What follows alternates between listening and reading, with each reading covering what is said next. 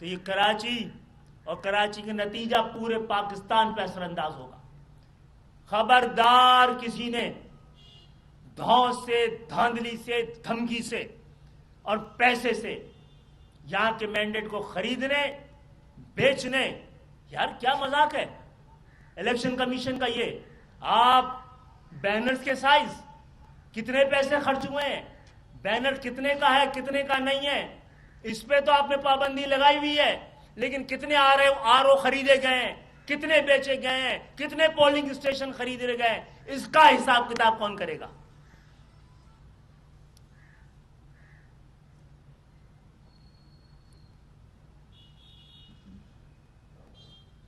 فراز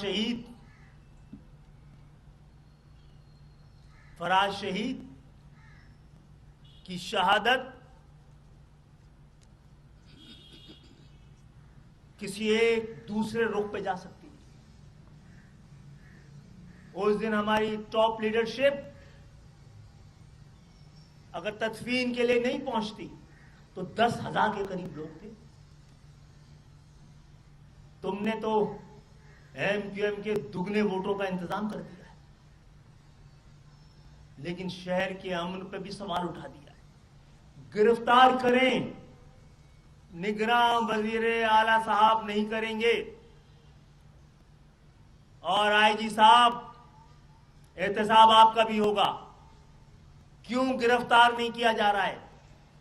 اس میں براہ راست پاکستان پیپلز پارٹی کا قومی اسمبلی کا امیدوار حلقہ 249 سے ہے،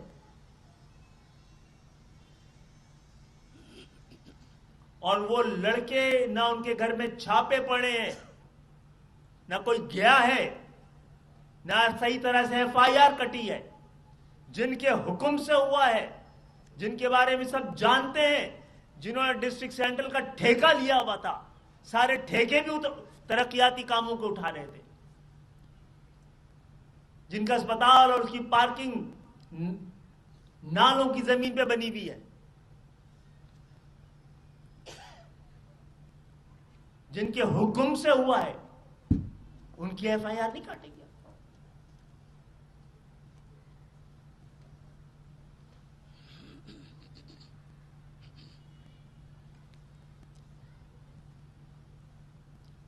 تو بہرحال ہمارے شہید کے لہو سے ہمارے دل دکھے میں، لیکن جذبے بھی اور نکھر گئے. کراچی اب پلٹ کے ووٹوں کے ذریعے جو وار کرنے والا ہے. مینڈیٹ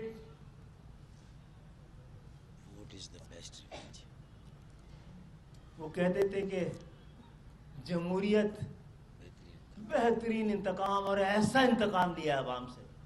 یہ کہنے والوں نے اپنے ووٹروں سے وہ انتقام لیا ہے. جا کے آپ اندرون سندھ جا کے دیکھ لیجیے، انہوں نے تو جمہوریت کو واقعی انتقام بنا دیا. ہم ووٹ کے ذریعے 8 فروری کو ایم کیو ایم کا جواب بڑی تفصیل کے ساتھ آ جائے گا انشاءاللہ.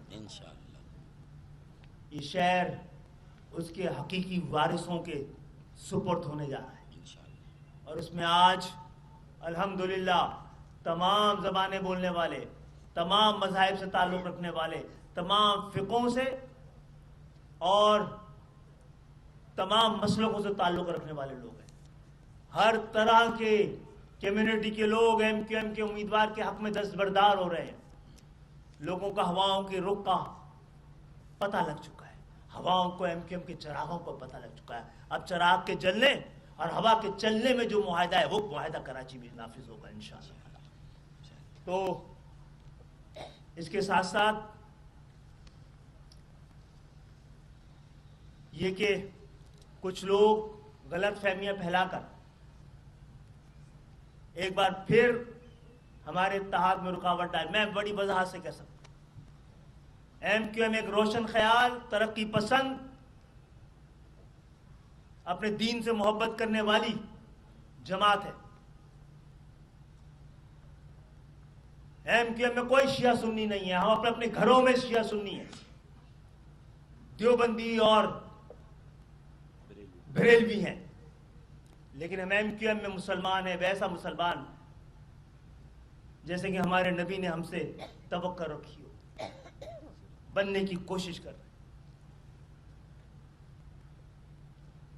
یہ ہم تھے، میری گناہگار آنکھوں نے وہ منظر دیکھے ہیں ایم کیو ایم سے پہلے، جب نامعلوم سمت سے آنے والے پتھر سے شیعہ اور سنیوں کے گھر اور دکانیں جلا دی جاتی تھی، خفیہ ہاتھ وہ پتھر پھینکتا تھا اور ہم لڑ پڑتے تھے۔ الحمدللہ ایم کیو ایم کے آنے کے بعد ہم نے ایسی یکجہتی پیدا کی، ہم ہی تھے اکیلے، ایم کیو ایم سے پہلے والی جماعتیں تو اس پہ تیل ڈالتی تھیں، اس تیل پر آگ پھینکتی تھیں، ہم تھے جو ہم نے یہ آگ بجھائی ہے، اور ہمارے اتحاد اور فرقہ وارانہ ہم آہنگی کیا میسج اتنا مضبوط تھا کہ دشمنوں نے امام بارگاہوں کو خون سے رنگین کر دیا، مسجدوں کی صفوں کی صفیں ایک دوسروں کو لڑانے کے لیے، ہمارے سنی بھائی شیعہ بھائی مرے لیکن ایم کیو ایم کی وجہ سے لڑے نہیں ہیں، یہ ہماری کامیابی ہے۔ تو الحمدللہ ایم کیو ایم کی کراچی میں، حیدرآباد میں، میر پورخاص میں، نواب شاہ میں ہمارے امیدواروں میں ہر زبان بولنے والے، ہر فقہ سے تعلق رکھنے والے، ہر مسلک سے تعلق رکھنے والے، کراچی کو واقعی آج کی ایم کیو ایم نے ایک چھوٹا پاکستان بنا دیا ہے، ایک ایسا چھوٹا پاکستان جو بڑے پاکستان کو پال رہا ہے۔ ساتھ ساتھ ہمارا الحمدللہ انشاءاللہ تعالی